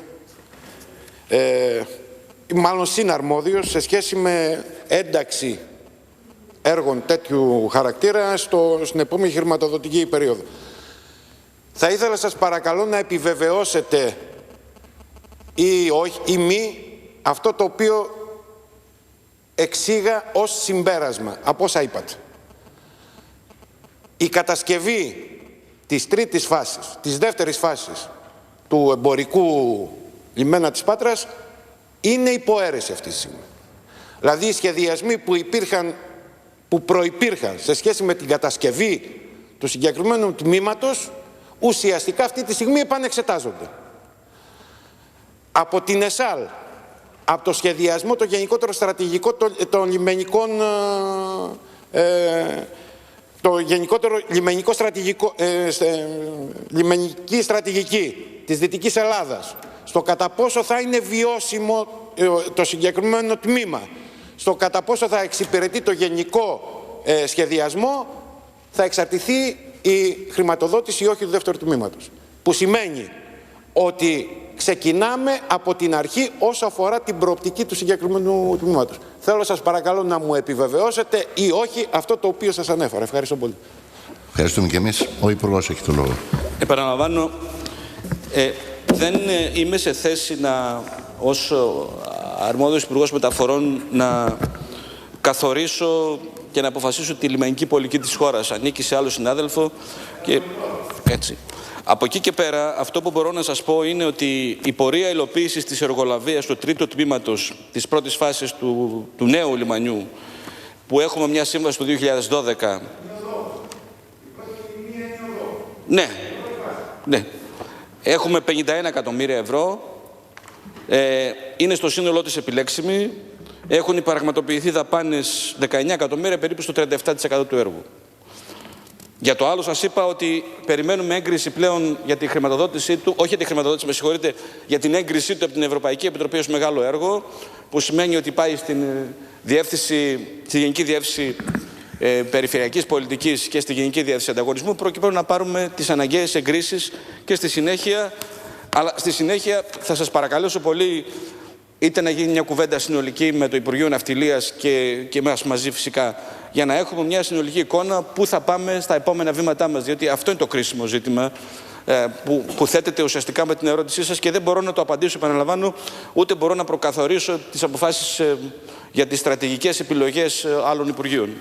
Όσον αφορά το φυσικό αντικείμενο του έργου, οι εργασίες εκτελούνται κανονικά, έχουν ολοκληρωθεί οι εξκαφές, οι εργασίες εξυγίανσης και η υλοποίηση των στατικών εργασιών στους δύο τερματικούς σταθμούς είναι σε ποσοστό 75%, στον πύργο ελέγχου 100% και στο κτίριο των καταστημάτων 65%. Το έργο αναμένεται να περιοθεί εντός των ορίων της συμβατικής προθεσμίας, δηλαδή 44 μήνες από τότε που άρχισε. Δηλαδή εντός του Ιανουαρίου του 2016. Ευχαριστώ πολύ, κύριε Πρόεδρε. Ευχαριστούμε και εμείς, κύριε Υπουργέ. Η ερώτηση με αριθμό 697 του βουλευτή Β' Εθνών του Κομμουνιστικού Κόμματος Ελλάδας, κ. Κατσότη, προς τον Υπουργό Εργασίας, Κοινωνικής Ασφάλισης και Πρόνοιας, σχετικά με τη διασφάλιση του δικαιώματος στη συνδικαλιστική δράση των εργαζομένων στην πολυεθνική Coca-Cola, δεν συζητείται λόγω κολλήματος του Υπουργού. Η με αριθμό 689 επικαιρότητα της βουλευτού Λακωνίας της Νέας Δημοκρατίας, κυρίας Πατριανάκου, προς τον Υπουργό Ανάπτυξης και Ανταγωνιστικότητας, δεν συζητείται λόγω κολλήματος του Υπουργού. Η με αριθμό 691 επικαιρότητα του βουλευτή Δράμας του Συνασπισμού Ριζοσπαστικής Αριστεράς, κ. Καραγιαννίδη, προς τον Υπουργό Υγείας, σχετικά με την υποστελέχωση του ΕΚΑΒ Δράμας, θα συζητηθεί και θα απαντήσει ο Υπουργός κ. Γεωργιάδης. Ο κ. Καραγιαννίδης έχει το λόγο. Ευχαριστώ, κύριε Πρόεδρε. Κύριε Υπουργέ, επέλεξα να την καταθέσω σε επίκαιρη τη συγκεκριμένη ερώτηση, γιατί στις 3 προηγούμενες γραπτές, στις 9 Πρώτου, στις 16 Πρώτου και στις 6 Δευτέρου δεν πήρα απάντηση. Βέβαια, σημαντικότερος λόγος που την έχω καταθέσει αυτή την ερώτηση είναι ότι όντως το ΕΚΑΒ στη Δράμα αντιμετωπίζει μεγάλο πρόβλημα υποστελέχωσης. Υπάρχουν 22 διασώστες, το ΕΚΑΒ βγάζει μία βάρδια πρωινή, 2 οχήματα το απόγευμα, στην απογευματινή βάρδια, και 1 όχημα στη βραδινή βάρδια. Αν λάβουμε υπόψη ότι είναι 22 διασώστες, το ερώτημα είναι αν φτάνουν αυτοί οι διασώστες για τις συγκεκριμένες βάρδιες. Η απάντηση είναι όχι. Και η απάντηση είναι όχι, και μάλιστα μπορούμε να καταλάβουμε για ποιο λόγο φτάνουν τα ρεπό, οι οφειλές ρεπό, μέχρι τον αριθμό των 50. Οφείλονται 50 ρεπό σε συγκεκριμένο εργαζόμενο. Αν λάβουμε υπόψη επίσης ότι ο νομός Δράμας έχει έναν πολύ μεγάλο δασικό όγκο και εκτελούνται υλοτομικές εργασίες, αν λάβουμε υπόψη ότι έχει λατομεία και εκτελούνται λατομικές εργασίες, αν λάβουμε υπόψη ότι στο Παρανέστη λειτουργεί στρατόπεδο μεταναστών με 250 άτομα τώρα, αλλά με μια προοπτική να φτάσει στα 1000, αν λάβουμε υπόψη ότι έχει ένα οδικό δίκτυο αρκετά δυσπρόσιτο και ορεινό, καταλαβαίνετε ότι οι εργαζόμενοι στο ΕΚΑΒ Δράμας έχουν περάσει τα όρια της υπερεξάντλησης και υπάρχει κίνδυνος διαφόρων προβλημάτων και ατυχημάτων. Με αυτήν λοιπόν τη λογική, πώς προτίθεστε να λύσετε αυτό το ζήτημα, εάν λάβουμε και την εξής τραγική κατάσταση που υπάρχει στα κέντρα υγείας των δήμων στον νομό Δράμας, των περιφερειακών δήμων στον νομό Δράμας, τα οποία επίσης είναι υποστελεχωμένα, και το ότι συγκεκριμένες ιδιωτικές κλινικές, μην έχοντας ασθενοφόρα, είτε έχοντας αλλά χρησιμοποιώντας τα για άλλους λόγους, καλούν το ΕΚΑΒ ή το νοσοκομείο να καλύπτει τις δικές τους ανάγκες. Θα πρέπει στο τέλος να σας πω και το εξής τραγικό. Επειδή το βράδυ είναι ένα ασθενοφόρο, οι διασώστες καλούνται να κάνουν τον Θεό όταν θα προκύψουν 2 ζητήματα, 2 προβλήματα, 2 επίγουσες ανάγκες, και να διαλέξουν σε ποιο θα πάνε και ποιο θα αφήσουν. Και επίσης να σας πληροφορήσω ότι δεν συζητάμε το ενδεχόμενο μαζικού ατυχήματος που είχαμε πριν λίγα χρόνια στη Δράμα με εκτροχιασμό τρένου, και τι θα γίνει τότε. Βέβαια, το συγκεκριμένο πρόβλημα οι κυβερνήσεις των 4 τελευταίων χρόνων πρόλαβαν να το λύσουν ουσιαστικά καταργώντας τα δρομολόγια του ΟΣΕ. Αλλά θέλουμε μία απάντηση στο πώς θα λυθεί το ζήτημα της υποστελέχωσης του ΕΚΑΒ. Ευχαριστώ. Ευχαριστούμε και εμείς. Ο Υπουργός κ. Γεωργιάδης έχει το λόγο. Ευχαριστώ πάρα πολύ, κύριε Πρόεδρε. Αρχάς, ζητώ συγγνώμη, δεν καταλαβαίνω και δεν απαντήθηκαν οι 3 γραπτές ερωτήσεις που είπατε. Πολύ κακώς δεν απαντήθηκαν. Αναλαμβάνω την ευθύνη γι' αυτό, δεν υπήρχε πρόθεση. Πιθανόν μέσα στο γενικό φόρτο και σε πολλές άλλες ερωτήσεις για κάποιο λόγο, αλλά όχι προθέσω, αλλά εν πάση περιπτώσει είναι σφάλμα. Το ξεκαθαρίζω. Λοιπόν, το θέμα του ΕΚΑΒ μας είχε απασχολήσει πάρα πολύ στη Δράμα. Άλλωστε, ο συνάδελφός μου βουλευτής, ο κ. Κυριαζίδης, που είναι εδώ, έχει έρθει τουλάχιστον 2 ή 3 φορές στο γραφείο μου μόνο και μόνο για το θέμα του ΕΚΑΒ. Και μάλιστα και λόγω της δικής του αυτής παρεμβάσεως υπήρξε και μια εξέλιξη που θα σας πω στην πορεία της απαντήσεως. Λοιπόν, κοιτάξτε, όπως ξέρετε, το ελληνικό κράτος εδώ και 3 χρόνια δεν έχει κάνει σχεδόν καθόλου προσλήψεις. Είναι παγωμένες προσλήψεις και στον τομέα της υγείας σε ένα πάρα πολύ μεγάλο βαθμό. Άρα προφανώς αναγνωρίζουμε ότι και το ΕΚΑΒ έχει προβλήματα υποστελέχωσης, όπως έχει υποστελέχωσης προβλήματα και το ΕΣΥ εν γέννη σε διάφορα σημεία. Και δεν θα ήμουν από αυτούς που θα απέκρινα την πραγματικότητα ή θα προσπαθούσα να την ωρεοποιήσω. Υπάρχουν προβλήματα υποστελέχωσης και αυτά τα οποία αναφέρατε είναι αληθή. Βέβαια, για την περίπτωση της Δράμας, να δώσω τα πραγματικά στοιχεία. Στο Γενικό Νοσοκομείο Δράμας υπηρετούν 7 μόνιμοι οδηγοί ασθενοφόρων, καθώς και 2 οδηγοί πληρωμάτων ασθενοφόρων με 12μηνη σύμβαση. 9 δηλαδή. Στο Κέντρο Υγείας Νευροκοπείου 1 οδηγός, στο Παρανέστη άλλος 1, 2 οδηγοί στο Κέντρο Υγείας Προσοτσάνης και 1 υπηρετεί με μετακίνηση στο Γενικό Νοσοκομείο της Κομοτηνής. Παραπάνω διοίκητα πληρώματα, εκτός από τις ανάγκες του νοσοκομείου, εξυπηρετούν και τις ανάγκες του ΕΚΑΒ, σε συνεννόηση με το ΕΚΑΒ Καβάλας, για τη δημιουργία κοινού προγράμματος υπηρετούν των οδηγών του νοσοκομείου με τους οδηγούς του ΕΚΑΒ. Όπως ξέρετε, το Υπουργείο Υγείας έχει προχωρήσει σε ένα σχεδιασμό ενοποιήσεως στην πραγματικότητα των υπηρεσιών, των οδηγών, των ασθενοφόρων των νοσοκομείων και των υπηρεσιών του ΕΚΑΒ καθάπασαν την επικράτεια. Με ποιο στόχο? Με στόχο να μπορούμε, κάνοντας μια ενιαία διαχείριση αυτού του ανθρωπίνου δυναμικού που μέχρι τώρα ήταν σε 2 ξεχωριστές δομές και που δεν συνεννοούνται μεταξύ τους, να καλύψουμε εκ των ενόντων με τις υπάρχουσες δηλαδή δυνάμεις τα κενά τα οποία υπάρχουν και να παρέχουμε το δυνατόν τις καλύτερες υπηρεσίες υγείας προς τους πολίτες. Πρέπει να σας πω όμως, πέραν αυτών, το Υπουργείο Υγείας έχει προχωρήσει ήδη σε όλες τις αναγκαίες διαδικασίες και έχει σταλεί το σχετικό αίτημα στα Υπουργεία Διοικητικής Μεταρρυθμίσεως και στο Υπουργείο Οικονομικών, γιατί για να γίνει μια πρόσληψη μονίμου προσωπικού ή επικουρικού δεν φτάνει η υπογραφή του αρμοδίου Υπουργού. Χρειάζεται η υπογραφή άλλων 2 υπουργών. Του Υπουργείου Διοικητικής Μεταρρυθμίσεως, το οποίο έχει τη γενική εικόνα του προσωπικού του ελληνικού κράτους, και του Γενικού Λογιστηρίου του κράτους, του Αναπληρωτού Υπουργού Οικονομικών και του Υπουργού Οικονομικών, όπου έχουν το ταμείο. Δηλαδή το πώς θα εξευρεθούν οι πόροι για να πληρώνονται. Αυτή τη στιγμή που μιλάμε λοιπόν, έχει σταλεί το αίτημα για πρόσληψη 200 οδηγών ασθενοφόρων στο ΕΚΑΒ. Πρέπει να σας πω ότι το αρχικό αίτημα είχε γίνει πριν από 1 χρόνο και κάτι. Τροποποιήσαμε το αίτημα κατόπιν παρεμβάσεως του κυρίου Κυριαζίδη, διότι πράγματι η Δράμα είχε αδικηθεί σε αυτές τις 200 προσλήψεις. Και έχουμε τώρα βάλει μέσα στο πρόγραμμα και την Δράμα και πιστεύουμε ότι μέσα στο 2014 θα έχει ολοκληρωθεί αυτή η διαδικασία. Τα υπόλοιπα στη δευτερολογία. Ο βουλευτής, ο κύριος Καραγιαννής, έχει το λόγο, παρακαλώ. Καταλαβαίνω την παρουσία του κυρίου Κυριαζίδη στην αίθουσα, το χτίσατε το προφίλ, εντάξει. Δεν είναι όμως η απάντηση αυτό το πράγμα κατόπιν αιτήματος. Δηλαδή, ας ξεπεράσουμε λίγο τις λογικές κατόπιν παρεμβάσεών μου και κατόπιν ενεργειών. Δεύτερον, παρουσιάζεται μια εικόνα μισή. Να σας την πω λοιπόν ολόκληρη για τα κέντρα υγείας. Κέντρο Υγείας Παρανεστίου.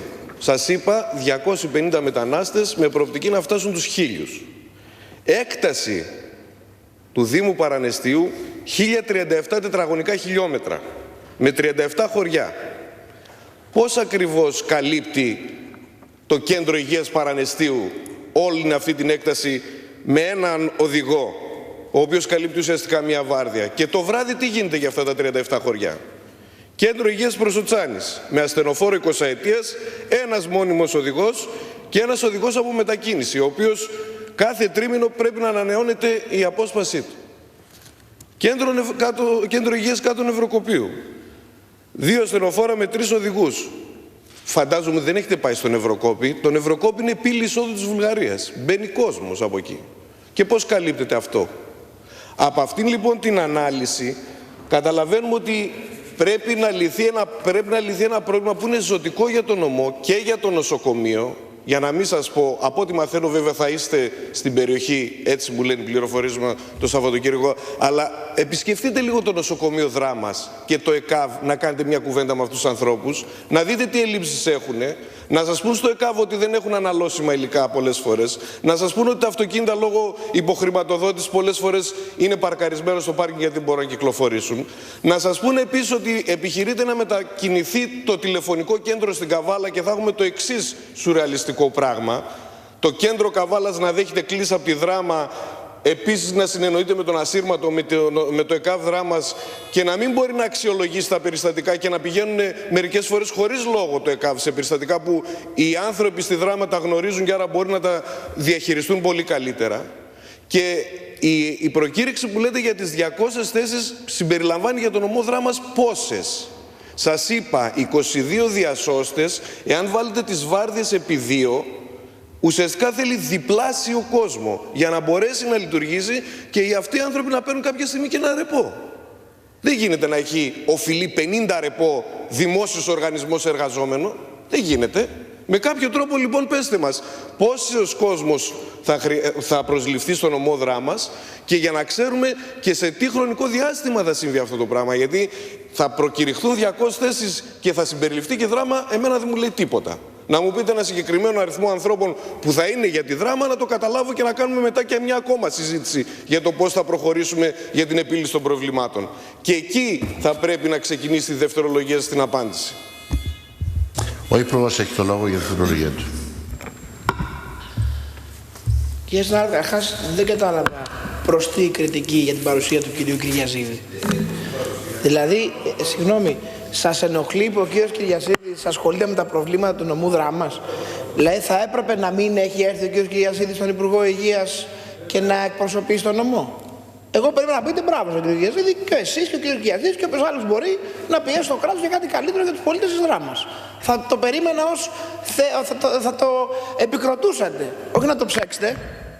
Γιατί φαντάζομαι τα προβλήματα των πολιτών δεν καθορίζονται βάσει χρώματος κομματικής, αλλά είναι κοινά.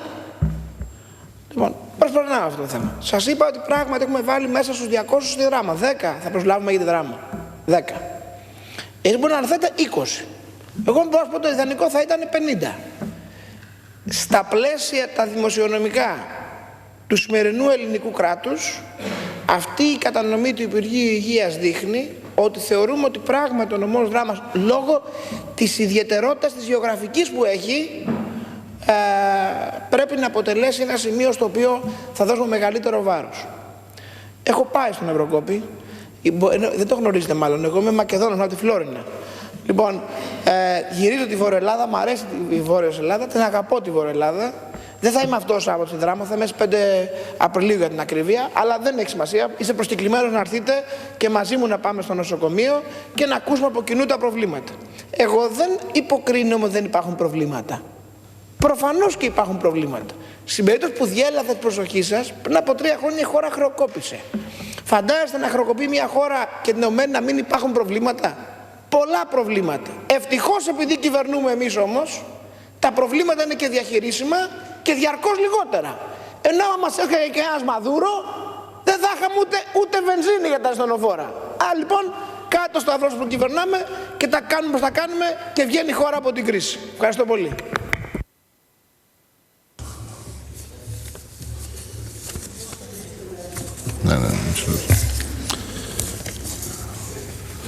Πριν προχωρήσουμε στην επόμενη ερώτηση, γίνεται το στο σώμα ότι ο βουλευτής κ. Ανδρέας Ψυχάρης ζητεί άδεια της Βουλής για ολιγοήμερη απουσία στο εξωτερικό. Η άδεια χορηγείται. Η με αριθμό 698 επίκαιρη ερώτηση της βουλευτού Β' Πειραιώς του Κομμουνιστικού Κόμματος Ελλάδας κ. Μανολάκου προς τον Υπουργό Περιβάλλοντος, Ενέργειας και Κλιματικής Αλλαγής δεν συζητείται λόγω κολλήματος του Υπουργού. Προχωρούμε στην ερώτηση με αριθμό 693 του βουλευτή Β' Αθηνών των Ανεξαρτήτων Ελλήνων κ. Καπερνάρου προς τους Υπουργούς Υγείας και Ανάπτυξης και Ανταγωνιστικότητας σχετικά με τα μη υποχρεωτικώς συνταγογραφούμενα φάρμακα. Θα απαντήσει ο Υπουργός κ. Γεωργιάδης. Κύριε Καπερνάρου, έχει το λόγο. Ευχαριστώ πάρα πολύ, κύριε Πρόεδρε. Κύριε Υπουργέ, για να μην κάνουμε άσκοπες επαναλήψεις, έχω την εντύπωση ότι έχετε διαβάσει και προφανώς είστε έτοιμος να απαντήσετε στα ερωτήματά μου. Εκείνο που έχει ιδιαίτερη σημασία είναι να σας παρακαλέσω ιδιαιτέρως να είστε σαφείς και καταληπτός σε αυτά που θα μου πείτε, αν είναι δυνατόν συγκεκριμένα, επειδή θεωρώ ότι οι ερωτήσεις μου είναι συγκεκριμένες. Επιτροχάνεν, δηλαδή, αυτό η τρίμηνη αναστολή που έχετε δώσει τώρα για τα μισήφα ισχύει και πότε? Τι θα γίνει στο τρίμηνο αυτό? Θα επανέλθετε με τις ίδιες προϋποθέσεις για να κλείσετε τα φαρμακεία? Τα υπόλοιπα ισχύουν. Παρακαλώ την απάντησή σας. Ο Υπουργός έχει το λόγο. Ευχαριστούμε τον κύριο Καπερνάρο που ήταν τόσο σύντομος.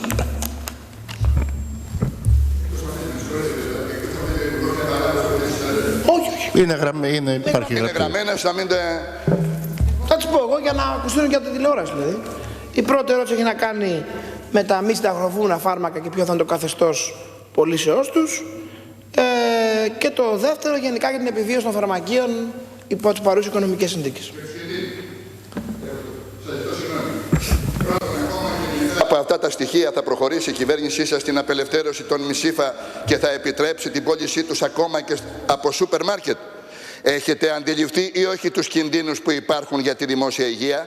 Ποιος θα ελέγχει τα μισήφα και την κατανάλωση αυτών από τους πολίτες? Δεύτερον, πώς θα εξασφαλίσετε τη συνέχιση λειτουργίας αλλά και την διατήρηση των θέσεων εργασίας στα περιφερειακά φαρμακεία από το μέτρο του εσωτερικού ανταγωνισμού? Οδηγείται με αυτό το μέτρο σε απόγνωση και σε αδιέξοδο τόσο τους φαρμακοποιούς όσο και τους εργαζομένους στα φαρμακεία. Ευχαριστώ πολύ. Ευχαριστούμε και εμείς. Ο Υπουργός έχει το λόγο.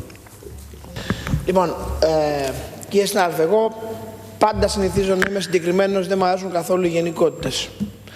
Λοιπόν, όσο αφορά την πρώτη ερώτηση, για τα μη συνταγραφούνα φάρμακα. Όπως γνωρίζετε, τις τελευταίες περίπου 30 μέρες υπήρξε μια πολύ σκληρή διαπραγμάτευση με την Τρόικα γύρω από το λεγόμενο toolkit, όπως επικράτησε να ονομάζεται, την εργαλειοθήκη του ΟΣΑ. Μέσα στην εργαλειοθήκη αυτή του ΟΣΑ, δηλαδή μέσα στις προτάσεις του ΟΣΑ για την ανασυγκρότηση της ελληνικής οικονομίας, υπήρχε και η πρόβλεψη για την πώληση των μη συνταγραφουμένων φαρμάκων και εκτός φαρμακείων. Δηλαδή η δημιουργία και ενός δευτέρου δικτύου διανομής των μη συνταγραφουμένων φαρμάκων πέραν των φαρμακείων και στα σούπερ μάρκετ. Αυτή η άποψη του ΟΣΑ στηρίζεται στο ότι σε πολλές χώρες του κόσμου και σε πολλές χώρες της Ευρώπης, όχι σε όλες, αλλά σε πολλές, πράγματι αυτό το μοντέλο ισχύει. Και πράγματι, δίνω ένα παράδειγμα, προχθές στο CNBC, ένα μεγάλο κανάλι στη Μεγάλη Βρετανία, στο Λονδίνο, και ο παρουσιαστής με ρώτησε πάρα πολύ για τα μισηφά και με ρώτησε γιατί στην Αγγλία τα μισηφά είναι και τα σούπερ μάρκετ. Και πρέπει να εξηγήσει, να με ρωτήσει για ποιο λόγο για την Ελλάδα το θεωρούμε κακό και επικίνδυνο, ενώ στην Βρετανία όλοι οι πολίτες μπορούν να μπουν και σε ένα σούπερ μάρκετ και να πάρουν μισηφά. Όπως λέει το Υπουργείο Υγείας, υπεστήριξε σε αυτή τη διαπραγμάτευση με την Τρόικα ότι για την Ελλάδα, γιατί κάθε μέτρο πρέπει κατά τη γνώμη μας να εξετάζεται σε ένα συγκεκριμένο περιβάλλον. Δεν είναι όλες οι χώρες απολύτως ίδιες. Έχουν κάποιες ιδιαιτερότητες. Μία βασική ιδιαιτερότητα της Ελλάδος είναι ότι έχουμε τα περισσότερα φαρμακεία κατά αναλογία πληθυσμού στο δυτικό κόσμο. Για να καταλάβετε, η Δανία που έχει τα λιγότερα στην Ευρώπη έχει ένα φαρμακείο ανά 17.000 κατοίκους και η Ελλάδα έχει ένα φαρμακείο ανά 1.000 κατοίκους. Για να καταλάβετε, στην Νορβηγία που πήγα πριν από μια εβδομάδα, όλη η Νορβηγία, 5 εκατομμύρια κόσμος, έχει 740 φαρμακεία, 740 φαρμακεία, όταν η Ελλάδα στα 10 εκατομμύρια έχει 11.000. Όπως καταλαβαίνετε, αυτό είναι μια στρέβλωση. Είναι κάτι περίεργο. Όταν κοιτάει κάποιος απ' έξω, του κάνει εντύπωση γιατί στην Ελλάδα έχουμε για 10 εκατομμύρια ανθρώπους 11.000 φαρμακεία, δηλαδή τα περισσότερα κατά αναλογία πληθυσμού στον πλανήτη. Πάση περιπτώσει, αυτή όμως είναι μια πραγματικότητα. Και βεβαίως, εγώ θα ήμουν ο τελευταίος που ελαφρά την καρδία θα έπαιρνα κάποιες πολιτικές αποφάσεις οι οποίες εις γνώση μου θα οδηγούσαν χιλιάδες οικογενειακές επιχειρήσεις όπως είναι τα φαρμακεία στα όρια της βιωσιμότητας. Και αυτός είναι ο κυρίαρχος λόγος, αυτή η πραγματικότητα που με έπεισε ότι πρέπει να προσπαθήσουμε να αποδείξουμε στους ξένους πιστωτές μας αλλά και στον ΟΣΑ και σε όσους αυτούς μελετούν την ελληνική οικονομία ότι μπορούμε λόγω αυτής της ιδιαιτερότητας να αξιοποιήσουμε αυτή την ιδιαιτερότητα αυτή τη φορά θετικά. Τι προτείναμε λοιπόν και τι τελικώς έγινε αποδεκτό από την Τρόικα? Γιατί το Υπουργείο Υγείας στην προηγουμένη περίπτωση είχε μια επιτυχία στη διαπραγμάτευση. Μια διαπραγμάτευση η οποία ξεκίνησε στην αρχή με την Τρόικα εντελώς αντίθετη στη δική μας πρόταση και που κατέληξε στην Τρόικα να αποδέχεται τη δική μας πρόταση. Τι λέει αυτή η πρόταση? Λέει ότι θα δώσουμε τους επόμενους 3 μήνες την ευκαιρία στους φαρμακοποιούς να αποδείξουν ότι αυτά τα οποία μας έχουν πει ισχύουν. Τι μας έχουν πει? Ότι μπορούν τα φαρμακεία, ακριβώς λόγω του μεγάλου τους αριθμού, άρα εφόσον είναι μεγάλος ο αριθμός τους, δεν υπάρχει χρειά να προσθέσουμε σημεία πωλήσεως αφού έχουμε ήδη πάρα πολλά, να εφαρμόσουμε εντός του κλάδου των φαρμακείων τους κανόνες του ελευθέρου ανταγωνισμού και αν να επιτρέψουμε στην αγορά να λειτουργήσει χωρίς να διπλασιάσουμε τα κανάλια. Στο ένα κανάλι αυτών των φαρμακείων. Μετά από 3 μήνες, πράγματι θα πρέπει να παρουσιάσουμε στην Τρόικα την αξιολόγηση αυτού του μέτρου. Η Τρόικα ισχυρίζεται ότι οι φαρμακοποιοί θα δημιουργήσουν καρτέλ και δεν πρέπει να υπάρξει έκπτωση ούτε σε ένα φαρμακείο. Εμείς υπερασπιζόμαστε τους φαρμακοποιούς, είπαμε ότι δεν ισχύει αυτό και ότι 11.000 φαρμακεία δεν μπορούν να κάνουν καρτέλ, αλλά θα δημιουργηθεί συνθήκη ελεύθερου ανταγωνισμού προς όφελος και του Έλληνα καταναλωτή, για να βρίσκει και ο Έλληνας πολίτης και φτηνότερα ακόμα από ό,τι σήμερα μη συνταγογραφούμενα φάρμακα μέσα στα πλαίσια του ελευθέρου ανταγωνισμού. Εάν εμείς έχουμε δίκιο και σε αυτούς τους 3 μήνες αποδειχθεί ότι αυτό το σύστημα λειτουργεί και άρα λειτουργεί η ελεύθερη αγορά εντός φαρμακοποιών, η συζήτηση περί των μη ΣΥΦΑ και των σούπερ μάρκετ έχει τελειώσει οριστικά και δεν επαναρχόμαστε αυτή τη συζήτηση. Εάν δημιουργηθεί κάποιο είδους καρτέλ και άρα διαπιστώσουμε ότι πουθενά και σε κανένα φαρμακείο δεν έχει υπάρξει παραμικρή έκπτωση κατά το διάστημα αυτών των 3 μηνών, αλλά όλες οι τιμές είναι απολύτως διατιμημένες στο ανώτατο σημείο, ότι εμείς κρατάμε τη διατίμηση ως ανώτατη τιμή όμως, όχι ως υποχρεωτική, όπως ισχύει μέχρι σήμερα, εκεί βεβαίως θα υπάρξει μια μεγάλη συζήτηση, γιατί όπως καταλαβαίνετε η δημιουργία των καρτέλ πλην όλων των άλλων είναι και παράνομη, αλλά και ηθικά καταδικαστέα για τους υπόλοιπους πολίτες. Γιατί καταλαβαίνετε τι θα συνέβαινε αν στον κάθε κλάδο δημιουργείται κάποιο αντίστοιχο καρτέλ. Πιστεύω ότι αυτό δεν θα γίνει, πιστεύω ότι το μέτρο θα λειτουργήσει, πιστεύω ότι το φαρμακοποιοί θα είναι αντάξει της εμπιστοσύνης μας και πιστεύω ότι αυτή η συζήτηση έχει λήξει εδώ. Ευχαριστώ πολύ. Τα υπόλοιπα στη δευτερολογία μου. Ο κύριος Καπερνάρος. Ευχαριστώ πολύ, κύριε Υπουργέ. Αυτό το παράδειγμα που αναφέρατε, ότι η Ελλάδα έχει τα περισσότερα φαρμακεία και πρέπει έτσι να τους πετσοκόψουμε, είναι σαν ένα συγκεκριμένο παράδειγμα που μπορώ να σας φέρω εγώ. Όχι, δηλαδή τι θα τους κάνουμε τώρα, τους φέρω με την ευθύνη γιατί είναι πολλά τα φαρμακεία και δεν είναι πουθενά στον κόσμο. Άρα ζητάμε ευθύνες από ένα κράτος που το ίδιο φρόντισε να αυξηθεί και να φτάσει σε αυτό τον αριθμό, το αριθμό των φαρμακείων. Δηλαδή, σαν να λέμε ένα πολύτεχνο, γιατί έκανε 10 παιδιά, έπρεπε να προβλέψεις, ήρθε σήμερα αυτή η κατάσταση, άρα τα 8 παιδιά τα σκοτώσουμε. Θέλω να πω το εξής. Αυτό για το καρτέλ, μην το πείτε πουθενά, για τα καρτέλ τα κάνουν τα ολιγοπόλια και τα μονοπόλια και οι επιχειρήσεις. Δεν τα κάνουν τα μαγαζάκια της γειτονιάς. Συνεπώς αυτό που λέει η Τρόικα ή πρέπει να είναι ηλίθιοι ή πρέπει να το λένε εξυπηρετώντας σκοπιμότητα. Δεν νοείται ως λογικό επιχείρημα να πούμε ότι τα φαρμακεία, τόσα φαρμακεία, θα κάνουν καρτέλ. Καταρχήν να πούμε από το 2013 μέχρι τώρα τα φαρμακεία από 1070 στην Αθήνα μόνο, από 1070 είναι 980. Δηλαδή μάνι έχουμε 90 φαρμακεία κλειστά μόνο στο Δήμο Αθηναίων. 90 φαρμακεία κλειστά μόνο στην Αθήνα. Αυτό να πείτε στους Τροικανούς. Ένα δεύτερο είναι γιατί αυτό το ανταγωνισμό μεταξύ τους. Γιατί οι ίδιοι να ανταγωνίζονται με σκοπό να πέσουν οι τιμές. Το δεδομένο κέρδος τους είναι γνωστό, 22%. Πόσο κερδίζουν οι εταιρείες? 78 ευρώ. Και αυτοί 22. Γιατί δηλαδή ο ανταγωνισμός να μην γίνει μεταξύ των βιομηχανιών και να είναι μεταξύ των φαρμακείων? Και να σας πω και κάτι άλλο. Έχετε την κρατική παρέμβαση. Όποτε θέλετε έχετε το μαχαίρι και το πεπόνι. Λέτε ότι εγώ κάνω διατίμηση στα φάρμακα και ορίζω αυτή την τιμή των φαρμάκων. Έτσι όλοι εκπίπτουν. Έτσι όλοι υφίστανται μία έκπτωση που θα είναι υπέρ των Ελλήνων πολιτών και όχι μόνο οι φαρμακοποιοί. Να επιχείρημα. Γιατί δεν το λέτε? Τιμή. Διατίμηση από το Υπουργείο, παρεμβαίνει το Υπουργείο αυτές οι εκτός των φαρμάκων να εκπέσουν αυτές τις τιμές και θα συμμετέσχουν όλοι αναλογικά, σύμφωνα και με το Σύνταγμα που μιλάει για ένα αχρίαστο άρθρο που λέγεται αρχή της αναλογικότητας. Αυτό λοιπόν το θέτουμε γιατί υπάρχουν και σειρά θέματα.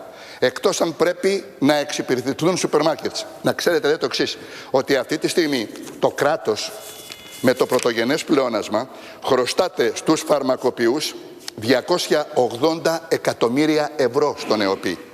280 εκατομμύρια ευρώ δεν χρωστάει καμία άλλη χώρα στην Ευρώπη.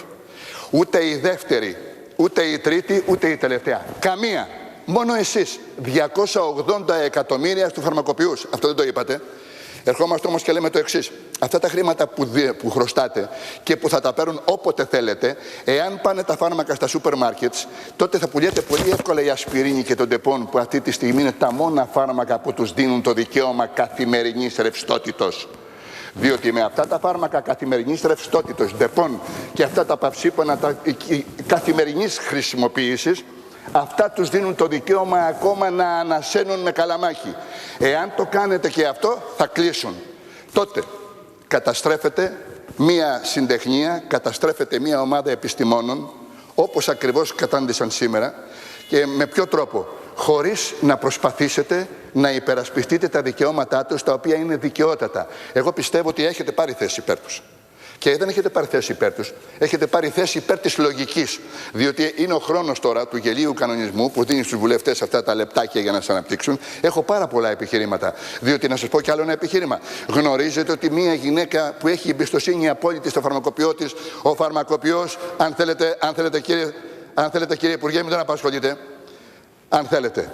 Γνωρίζετε ότι μια ηλικιωμένη γυναίκα, αν πάει στο φαρμακείο που έχει εμπιστοσύνη στο φαρμακοποιό της, θα της δώσει ένα ελευθέρω ζητούμενο φάρμακο μη συνταχογραφούμενο, ή δεν θα της δώσει όταν γνωρίζει ότι έχει πάρει προηγουμένως ένα άλλο φάρμακο που είναι για την υπέρταση, και αυτό που ζητάει το άλλο θα κάνει κόντρα με την υπέρταση, θα της δημιουργήσει επιπτώσεις και επιπλοκές στην υγεία της.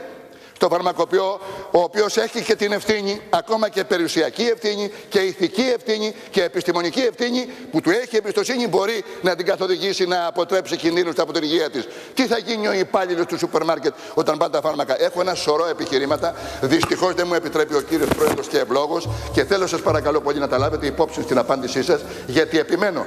Έχετε δείξει καλή στάση υπέρ της λογικής και υπέρ του δικαίου των φαρμακοποιών. Ευχαριστώ πολύ, κύριε Πρόεδρε. Ευχαριστούμε και εμείς. Ο Υπουργός για τη δευτερολογία του. Καταρχάς, ως προς το καρτέλ, προφανώς και εγώ πιστεύω ότι δεν μπορεί να γίνει καρτέλ στους 11.000 φαρμακοποιούς, και αυτό υποστήριξα στην Τρόικα, και γι' αυτό η Τρόικα απεδέχθη τελικώς τη δική μου θέση στη διαπραγμάτευση. Άρα μην αντιδικούμαστε από συμφωνούμε. Άρα θα φανεί αυτό στο επόμενο τρίμηνο διάστημα ούτως ή άλλως, και δεν θα χρειάζεται να αντιδικήσουμε επί της πραγματικότητας. Ως προς τη γενική θεώρηση που θέσατε, όμως, που θα μου επιτρέψετε, κύριε συνάδελφε, μου κάνει εντύπωση. Εγώ μέχρι την εποχή του μνημονίου που μας χώριζε τους δρόμους μας, νόμιζα ότι ήσασταν δεξιός. Εμείς οι δεξιοί, ξέρετε, καταλαβαίνουμε ότι η οικονομία δεν μπορεί να ρυθμίζεται κεντρικά. Η αγορά δεν ρυθμίζεται κεντρικά. Εάν πας, λέει, σε μια αγορά και πεις στη βιομηχανία, εγώ σου πάω την τιμή εκεί γιατί έτσι γουστάρω, αυτό που θα κάνει η βιομηχανία θα πάθει να σου πουλάει το φάρμακο. Γιατί έχει άλλες αγορές στον πλανήτη να το πουλάει σε πιο συμφέρουσες τιμές για αυτήν. Θέλω να σας πω, για να καταλάβετε ότι η πρότασή σας που λέγεται κεντρικός σχεδιασμός οικονομίας εφαρμόστηκε σε όλα τα σοβιετικά καθεστώτα, και το αποτέλεσμα ήταν να μην υπάρχουν φάρμακα στα ράφια. Αν αυτό δεν το καταλαβαίνετε, υπάρχει μεγάλο πρόβλημα συνεννόησης. Εμείς είμαστε υπέρ της ελεύθερης αγοράς και του ελεύθερου ανταγωνισμού. Είναι σαν να λέγαμε στους δικηγόρους που είστε εσείς, θα παίρνουν όλοι οι δικηγόροι τα ίδια λεφτά και άμα γουστάρουν. Και άμα δεν γουστάρουν, δεν θα πάνε να κάνουν να δικάσουν στο δικαστήριο. Και δεν θα παίρνουν ούτε ένα ευρώ παραπάνω. Και θα παίρνει ο Καπερνάρος, που είναι πολύ καλός δικηγόρος και με πολύ ψηλή αμοιβή και μπράβο του, θα παίρνει τα ίδια με τον καινούργιο που βγαίνει από την νομική. Άρα λοιπόν, αν δεν το καταλαβαίνετε αυτό, εγώ έχω τον λόγο. Αν δεν το καταλαβαίνετε αυτό, εάν δεν το καταλαβαίνετε αυτό, υπάρχει πρόβλημα. Εάν το καταλαβαίνετε και το πιστεύετε, να παραιτηθείτε τις επιπλέον αμοιβή σας, εσείς προσωπικά, και να πηγαίνετε να καταθέτετε για στον δικηγορικό σύλλογο ότι σας δίνουν οι πελάτες παραπάνω και να λέτε, εγώ θα παίρνω το μέσο όρο των συναδέλφων μου, γιατί πιστεύω στο σοβιετικό σύστημα. Εγώ πιστεύω στην ελευθέρια οικονομία. Αυτό μας χωρίζει λοιπόν και πέρα του μνημονίου. Γίνατε κομμουνιστής στα γεράματα, δικαίωμά σας. Πάμε τώρα σε κάτι δεύτερο. Είναι απολύτως προφανές ότι το Υπουργείο Υγείας υποστήριξε τους φαρμακοποιούς. Και το ξέρουν και οι ίδιοι φαρμακοποιοί. Έχουν βγάλει άλλες και σχετικές ανακοινώσεις. Αλλά δεν είναι μόνο το θέμα το ΜΣΥΦΑ. Ένα πολύ μεγάλο θέμα ήταν το ζήτημα το διοκτησιακό. Όπου παρά τα όσα γράφονται γενικώς σε εφημερίδες, για να το ξεκαθαρίσουμε, το Υπουργείο Υγείας δεν εδέχθη την πρόταση του ΟΣΑ να συμμετέχουν στη μετοχική σύνθεση μη φαρμακοποιοί. Και επιτύχαμε τη διαπραγμάτευση με την Τρόικα ως ιδιοκτήτες φαρμακείου, ασχέτως μεταξύ τους μετοχικής σχέσης, να είναι μόνο φαρμακοποιοί και όχι μη φαρμακοποιοί. Τι θα πει λοιπόν αυτό? Ότι εμείς δώσαμε τη μάχη τα φαρμακεία. Αυτό όμως δεν σημαίνει, αγαπητέ κύριε συνάδελφε, ότι πρέπει να αναγνωρίζουμε τις πραγματικότητες. Γιατί είπατε προηγουμένως, στην Αθήνα, στο Δήμο Αθηναίων, όχι στην Αθήνα, στο Δήμο Αθηναίων, είχαμε 1070 φαρμακεία και τώρα γίνανε 980. Σας είπα εγώ προηγουμένως ότι σε ολόκληρη την Νορβηγία έχουν 740. Δηλαδή τι μας είπατε? Ότι μόνο ο Δήμος Αθηναίων έχει περισσότερα φαρμακεία από ότι ένα ολόκληρο κράτος Ευρώπης. Όσο δε για όλα τα άλλα επιχειρήματα, τα οποία είπατε, τα οποία λένε και οι φαρμακοποιοί και τα οποία τα λένε και με στόμφο και καλά κάνατε και τα είπατε. Άλλωστε, σας είπα πριν ότι θα σας δω ένα πολύ καλό δικηγόρο και είναι λογικό να μπορείτε να λέτε και με στόμφο. Αλλά θα είστε τόσο επιτυχημένος. Προσέξτε όμως.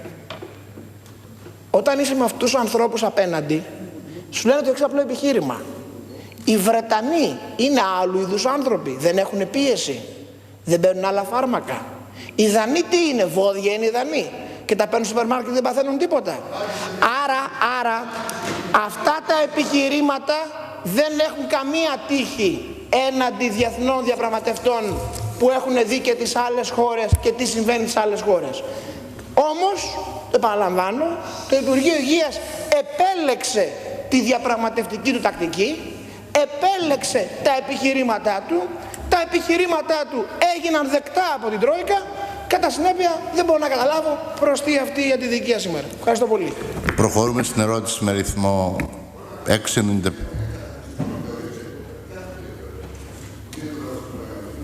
Κατά παρέκκληση του κανονισμού και με την άδεια του σώματος. Έχω ένα παράπονο.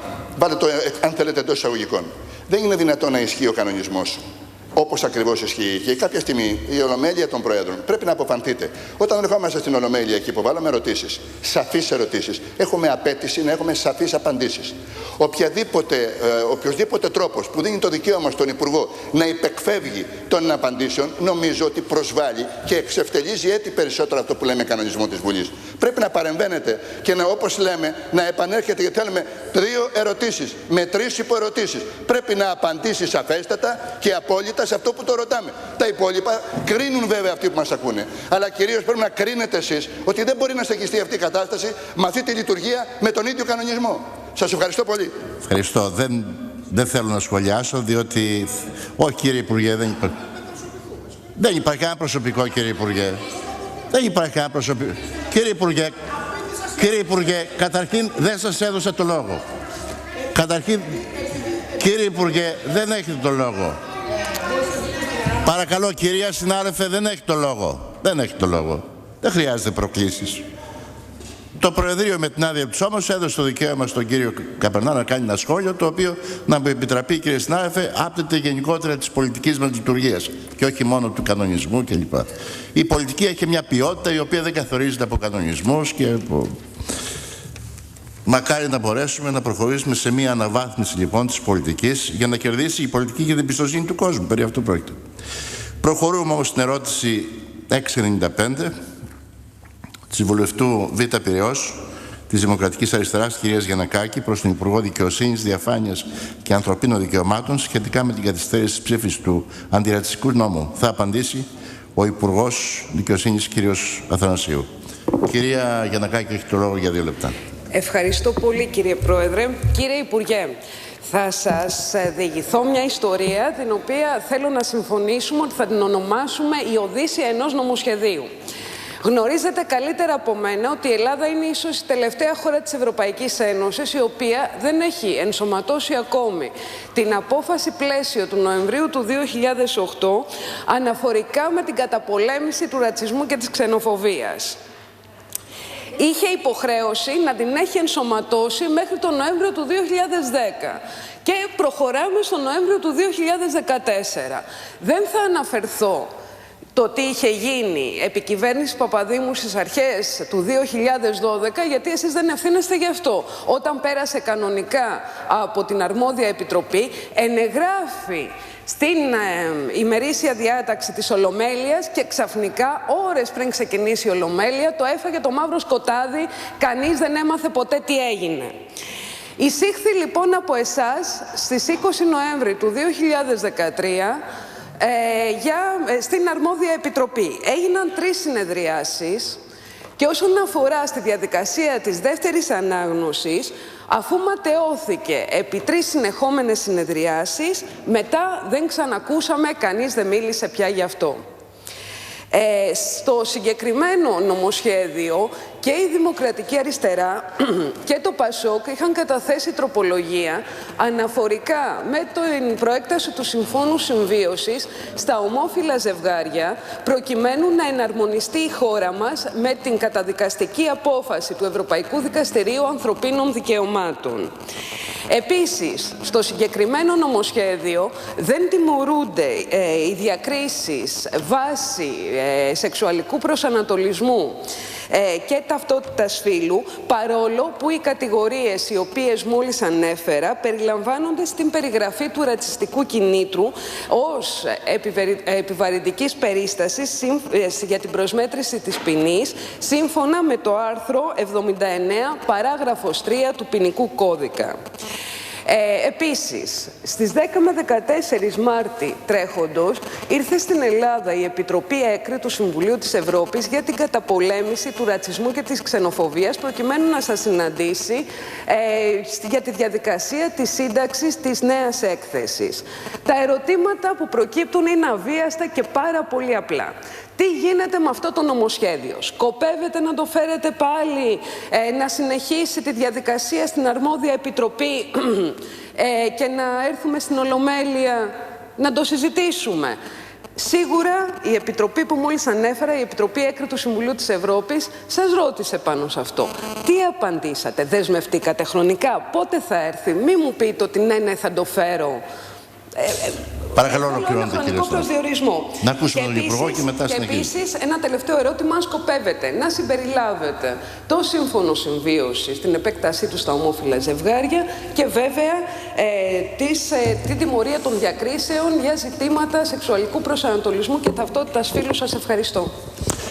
Ευχαριστούμε και εμείς. Κύριε Υπουργέ, πριν την απάντησή σας, να κάνω γνωστό στο σώμα ότι από τα άνω δυτικά θεωρία παρακολουθούν τη συνεδρίασή μας 40 μαθήτριες και μαθητές και 3 εκπαιδευτικοί από το 4ο Γυμνάσιο Σικαιών Θεσσαλονίκης. Τους καλωσορίζουμε στην αίθουσα της Βουλής.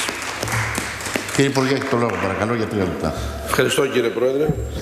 Κυρία Γιαννακάκη, καταρχάς ήθελα να τονίσω για ακόμα μια φορά ότι το αντιρατσιστικό νομοσχέδιο υπογραμμίζει την δυνατότητα ευρύτερων πολιτικών δυνάμεων να συνεννοηθούν στο πλαίσιο που ορίζει η κοινοβουλευτική διαδικασία για τα βασικά ζητήματα που θέτει η συγκυρία στο πολιτικό κόσμο. Ως εκ τούτου, τόσο εγώ, αλλά φαντάζομαι και εσείς, μόνο υπερηφάνεια μπορούμε να νιώθουμε, γιατί φέραμε ένα τέτοιο νομοσχέδιο στη Βουλή, στις Επιτροπές καταρχήν, προς ψήφιση, ευθυγραμμιζόμενη βέβαια και με την απόφαση πλαίσιο της Ευρωπαϊκής Ένωσης. Να θυμίσω βέβαια ότι στην Ελλάδα είχαμε τον νόμο 926 του 1979 που ρύθμιζε ζητήματα τέτοια, καταπολέμηση του ρατσισμού και της ξενοφοβίας, όμως σήμερα χρειάζεται μια επικαιροποίηση. Τώρα, αν με ρωτάτε αν πίσω από την όποια καθυστέρηση υποκρύπτεται πρόθεση της κυβέρνησης να εγκαταλείψει το νομοσχέδιο, σας λέω λοιπόν απερίφραστα και κατηγορηματικά ότι τέτοια πρόθεση δεν υπάρχει. Αν πάλι με ρωτάτε αν είναι πρόθεση της κυβέρνησης να τροποποιήσει διατάξεις που έχουμε εισαγάγει με το σχέδιο νόμου στην Επιτροπή και ότι πρέπει να αφαιρέσουμε κάποιες, σας λέω πάλι κατηγορηματικά ότι δεν πρόκειται να αφαιρεθεί καμία διάταξη από αυτές.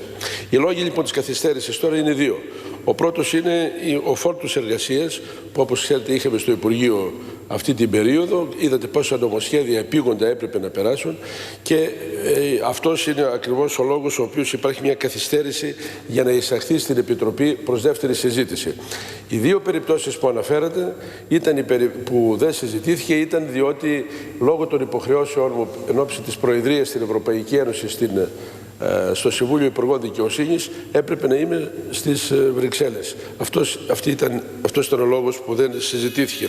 Τώρα, όσον αφορά τον δεύτερο λόγο, πράγματι χρειάζονται μερικές βελτιώσεις νομοτεχνικές και επαναλαμβάνω είναι τεχνικές βελτιώσεις, δεν πρόκειται να